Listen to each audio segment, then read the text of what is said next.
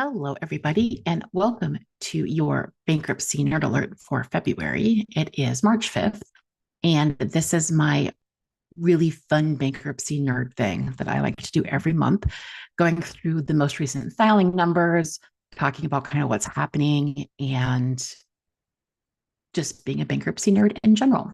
So we will go through and look at some of these numbers. So let me see what I have here. I have a presentation because I like to have numbers involved. So, bankruptcy alert, February 2026. We are reviewing last month's filing numbers to see what's going on. And if you recall back in January's numbers that we did last month, it was a little bit deceiving because there was some related Chapter 11s that were filed all together. So it looked like the numbers jumped really high, but they really didn't. So let's see what it looks like this month. Before we get jumping into that, just a reminder, my name is Jen Lee. I'm a bankruptcy nerd. My favorite thing to talk about is bankruptcy. I do help lawyers who want to add bankruptcy to their practice. I have an entire workshop that adds it to your practice. We do support staff training. I have Bankruptcy Toolbox, which is bankruptcytoolbox.com. And if you think having me once a month tell you all about the numbers, try daily alerts that tell you in the community details on, debt issues, credit issues, things you can use in your marketing, and trends that are going on. And then I also have Launchpad, which is a free community for all lawyers who want to talk about law firms and law firm management and changing the way things have always been done. So hit me up at lawyersuccessnetwork.com to see all of those things that are out there. So what do those numbers look like? Commercial Chapter 11s. So again, for those of you who may be new here, we tend to look year over year. What did February 2025, February 2026 look like? Because in bankruptcy world, there are cycles that parts of the year will be higher and parts will be lower, especially in the consumer side of things. So what we saw for commercial Chapter 11s was a 67% increase, which pretty good. That's a pretty high jump. And then subchapter 5s, which again, if you're new to the bankruptcy nerd world, subchapter 5 is a part of Chapter 11 created for a small business reorganization. It was introduced in March of 2020. So we saw a 91% increase year over year in subchapter 5s. And I think that is reflective of what we're seeing in the market. There's instability right now. Costs are high. It's hard to run some of these low margin businesses. And so we are seeing a lot of those small business subchapter 5s. So that 91% increase was pretty, there aren't related cases involved there. It is an increase over 2025. Individual Chapter 7s. So these are not commercial, so it's not corporations, all individual liquidation Chapter 7s. There was a 17% increase from 2025 to 2026. Again, big jump. What we're seeing with the phone calls that are coming in, the Google searches, all of those things have been trending this direction.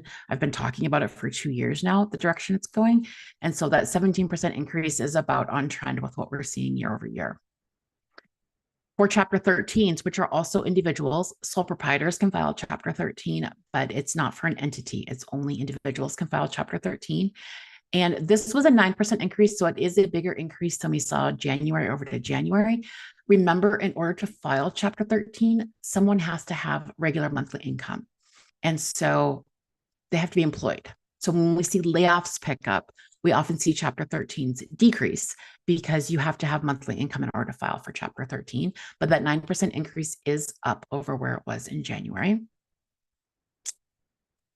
Total individual filings, February 25 to 26 was a 13% increase. And that is a combined of Chapter 7 and 13. Mostly there may be a few Chapter 12s thrown in there, but Chapter 7 and 13. Keep in mind that about 75% of cases that are filed for individuals are Chapter 7.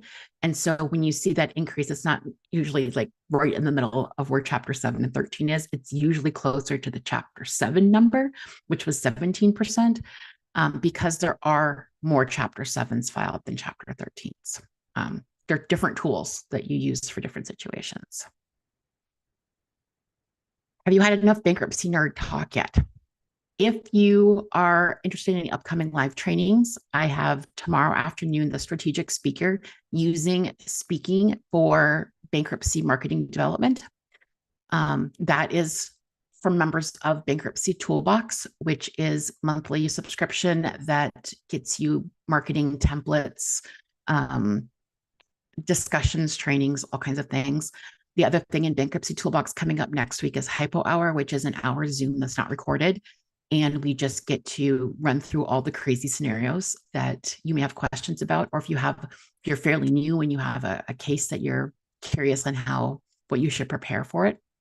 Hypo Hour is a good time to do that. March 24th, I am doing Advanced Chapter 13. So it's a 3-hour workshop live on Advanced Chapter 13. So plan calculations, motions confirmation, post-confirmation issues that goes beyond what's taught usually in a basic Chapter 13 class. March 27th, bankruptcy support staff. So this is to get your support staff to do a lot of the work involved with gathering documents and putting things in the system correctly, things that a lawyer shouldn't be doing. So that training is a 5-hour training. It is 50% off if booked before March 13th. So it's on the website. And then April 23rd, we're doing AI and automation for bankruptcy practices. So it's just a few of the upcoming live trainings. We have a lot of them that I like to do live, and they're all recorded and saved out there in Bankruptcy Toolbox as well. So if you need a bankruptcy nerd, you're looking at case filings going up, you want to get your practice streamlined, or you want to add bankruptcy because you do tax or family law or something else, and bankruptcy is a good practice area to add, let me know. There's on-demand course, there's live access, there's bankruptcy nerd mentoring. There's all kinds of nerdiness involved when you have a bankruptcy nerd helping you through the system. So that is my bankruptcy nerd update. Pretty straightforward. Numbers are increasing and expect them to keep increasing based on the searches and things that are coming in. So reach out if you have questions. And if there's anything you want to see on a bankruptcy nerd alert, let me know.